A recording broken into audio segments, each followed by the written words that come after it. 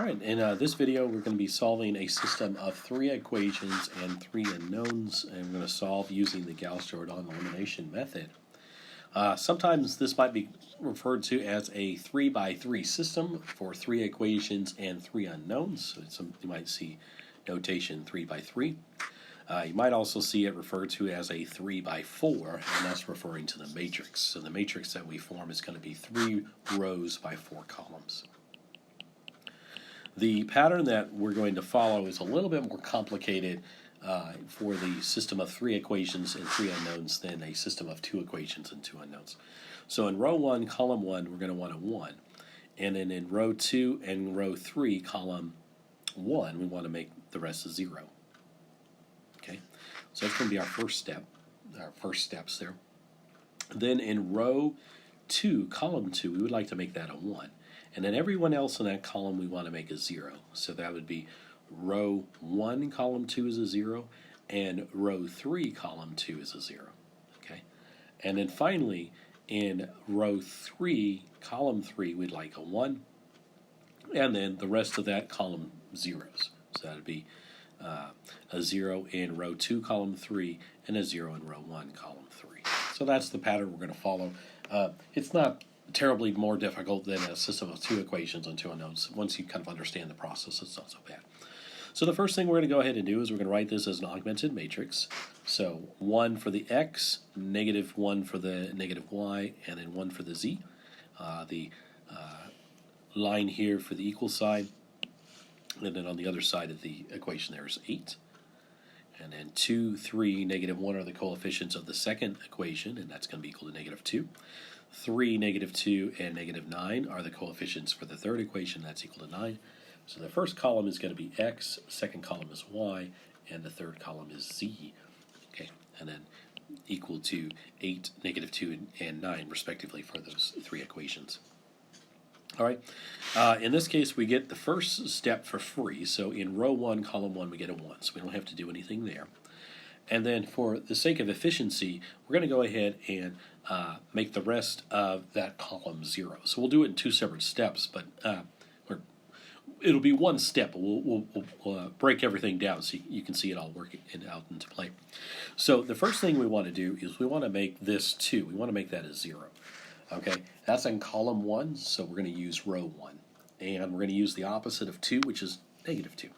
So we're going to do negative 2, row 1, plus row 2, and that's going to become our new row 2.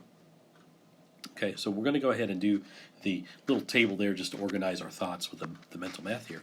And so negative 2, row 1, and we're going to add to that row 2, and that's going to become our new row 2. All right, so negative 2 times 1 is negative 2. Negative 2 times negative 1 is 2. Negative 2 times 1 is negative 2. And negative 2 times 8 is negative 16. Row 2 is 2, 3, negative 1, and negative 2. And then we're going to go ahead and add that. So negative 2 plus 2 is going to be 0, and that's what we wanted. 2 plus 3 is 5. Negative 2 plus negative 1 is negative 3. And negative 16 plus negative 2 is negative 18. Okay. All right, so we did use row 1, but we did not change row 1. So row 1 is unaffected, so it's 1, minus 1, 1, and 8. Our new row 2 is 0, 5, negative 3, and negative 18. So we've completed that first step there. Now we're also going to make a 0 where this 3 is, and that is in row 3, column 1. Since we're in column 1, we're going to use row 1. So we're going to use row 1, and the opposite of the number 3 is negative 3. So we're going to do negative 3, row 1. We're going to add that to row 3, and that's going to become our new row 3. So we're going to set up our little table just like we did for the last row operation. And this is just to help us organize and see all the math that's going on there, all the arithmetic that we're doing. And then if we have a mistake, then we have these little charts we can go back and look at and see if there's an error somewhere. Okay, it's negative 3, row 1. So negative 3 times 1 is negative 3. Negative 3 times negative 1 is positive 3. Negative 3 times 1 is negative 3. And negative 3 times 8 is negative 24. Row 3 is 3, negative 2, negative 9, and 9, and so we're going to go ahead and add those. So negative 3 plus 3 is 0, that's what we wanted. 3 plus negative 2 is 1. Negative 3 plus negative 9 is negative 12. and negative 24 plus 9 is negative 15. So that's now our new row 3. Okay, and so we're a third of the way there, and we're just going to carry this on to the next page here. So we're just going to rewrite our matrix, and then we're also going to rewrite our little chart here in terms of where we are in the Gaussian elimination, Gauss turn on in this case. Okay, so the next thing we want to do is we would like to make a 1 in row 2, column 2. Now normally how we make a 1 is we divide by whatever that number is. So that number here is 5. So we would divide row 2 by 5. We can do that, and it'll work out. We'll run around with some fractions for a little while, and we'll end up with the same result. Sometimes we can be a little bit clever, and we can actually do a row swap. Notice that right here in row 3, column 2, we have a 1. So what we're going to do here is, this will help us avoid some fractions, is we're going to do a row swap, or row interchange. So we're going to interchange rows 2 and 3. When we do this, row 1 is unaffected by this row swap, but now row 3 is now row 2, so it's going to be 0, 1, negative 12, negative 15, and our old row 2 is now our row 3, 0, 5, negative 3, and negative 18. Okay, and so we may still run into some fractions, it just, it depends, but this avoids running into a fraction. Now we would like to make this negative 1, we'd like to make that a 0.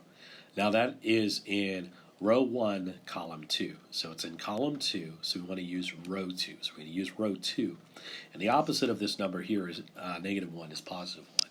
So we're going to multiply row 2, that's the row we're going to use, by positive 1, and we're going to add that to row 1 to replace row 1. Now, it's essentially just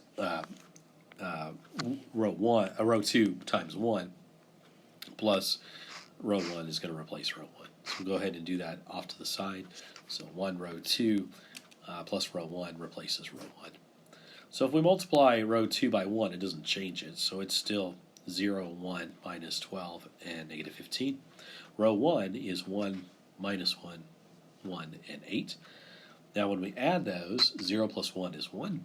1 plus negative 1 is 0. Negative 12 plus 1 is negative 11. Negative 15 plus 8 is negative 7. Okay, so our row 1 is now 1, 0, negative 11, and negative 7.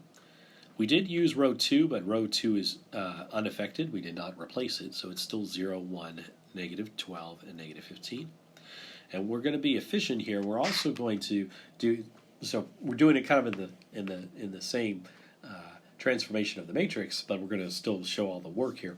So now in row 3, column 2, so that's column 2, we're going to use row 2. We would like to make this 5 a 0. Okay, so we're going to use row 2, and we're going to use the opposite of the number 5, which is negative 5. So we're going to do negative 5, row 2, and we're going to add that to row 3, and that's going to replace row 3. So negative 5, row 2, added to row 3 to become the new row 3. So negative 5 times 0 is 0. Negative 5 times 1 is negative 5. Negative 5 times negative 12 is positive 60. Negative 5 times negative 15 is positive 75. Okay, and then we're going to add to that row 3, which is 0, 5, negative 3, and negative 18. So when we add that, 0 plus 0 is 0. Negative 5 plus 5 is 0. 60 plus negative 3 is 57. And 75 plus negative 18 is 57. So our new row 3 is 0, 0, 57, 57. Okay, and so now we're 2/3 of the way here, so we're just going to clean up the final column here. And so we're going to move on to the next page. So first we're just going to rewrite those the matrix that we're working with, and then also our little diagram of the pattern that we're following.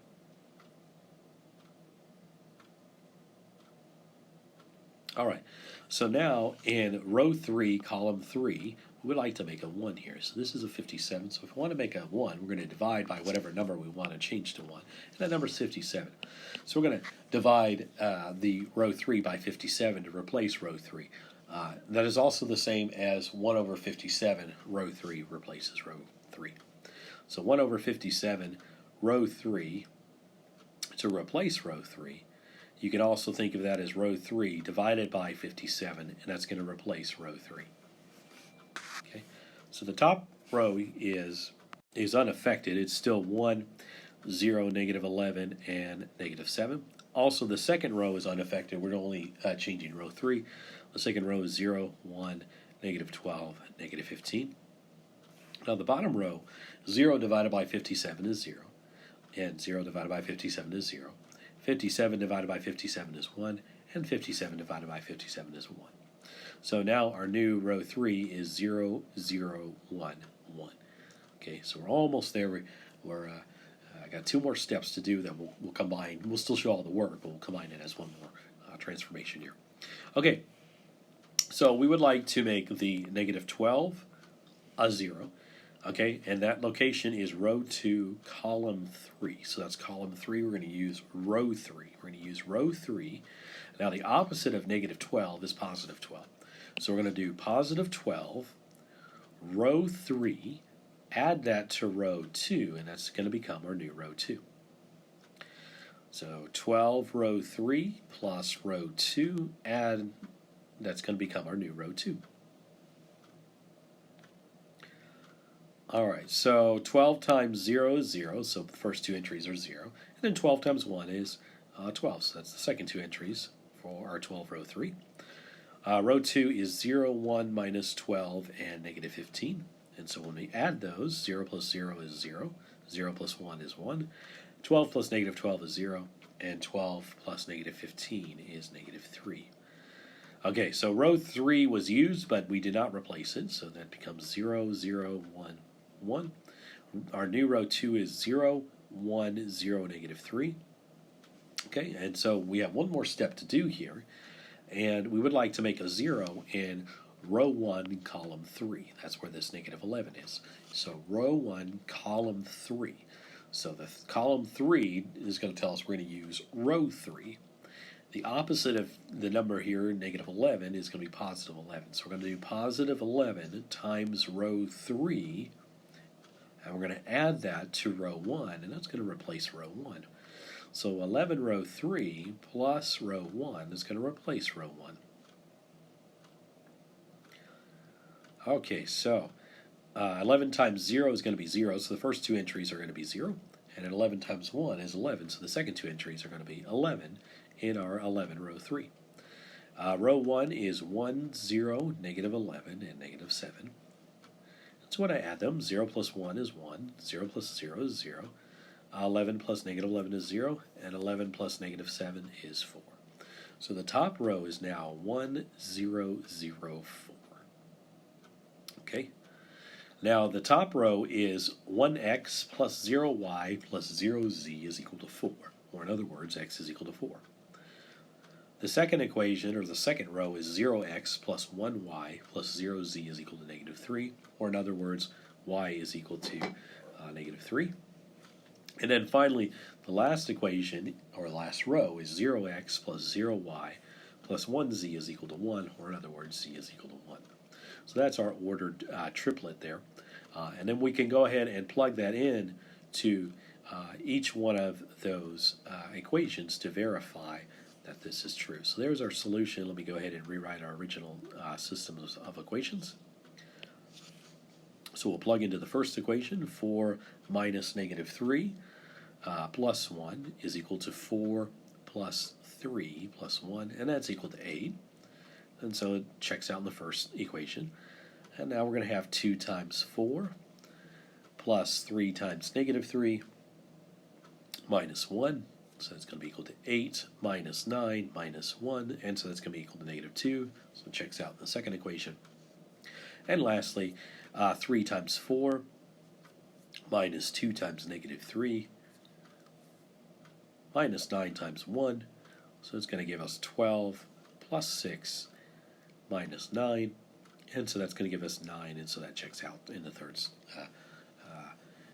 third equation there. Okay, so this system of equations has one solution, and it's going to represent 2 three planes intersecting at a single point. And so that's what we have in this last slide here.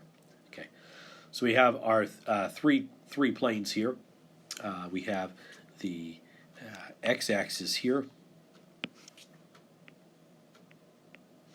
the y-axis, and then the z-axis, and then our ordered triplet here is going to be 4 and -3 and then 1, so we go up 1 unit from the floor here. So that's our solution right here. Okay, so that's where those three planes are going to intersect here. Okay. All right. Well, that's it for this video. We'll see you next time.